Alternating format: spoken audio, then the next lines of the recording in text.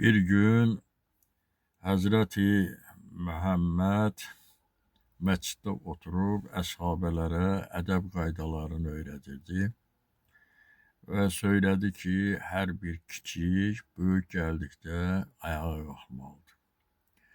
Hər bir şagird müəllimi üçün ayağa qalxmalıdır. Hər bir uşaq atası gəldikdə ayağa qalxıb ehtiram göstərməlidir. Amma biz peyğəmbərlər isə Allahdan başqa heç kəsin hüzurunda ayağa qalxmarıq.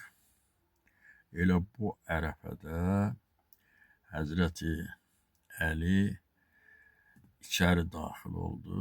Bunu görən Peyğəmbər Əfəndimiz ayağa qalxıb Həzrəti Əlinin alnından öpdü və aparıb yanında əyləşdi.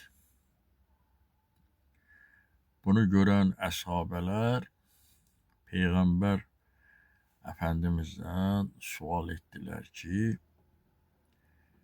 bəs siz bizə indi söyləyirdiniz ki, biz peyğəmbərlər Allahdan başqa heç kəsə görə ayağa qalxmarıq. Bəs nə oldu ki, Həzrəti Əli içəri daxil olduqda siz ayağa qalxdınız? Peyğəmbər Əfəndimiz belə söylədi ki, mən onun alnında nur gördüm, ona görə ayağa qalxdım. Diqqətinizə görə çox sağ olun.